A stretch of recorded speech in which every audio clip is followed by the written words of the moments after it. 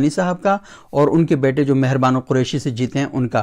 اور مہر بانو قریشی کے جو ریجیکٹڈ ووٹس ہیں وہ 16,000 سے زیادہ ہیں, اور یوسف رضا گیلانی صاحب کے جو جیتے ہیں وہ 293 کے مارجن سے جیتے ہیں, اور جو ووٹ ان کے حلقے میں ریجیکٹ ہوئے ہیں وہ 12,000 سے زیادہ ہیں. تو اب یہ جو ساری صورتحال ہے انتہائی خوفناک ہے کہ آپ کیسے اتنی بڑی تعداد میں ووٹ جو ہیں انہیں ریجیکٹ کر سکتے ہیں.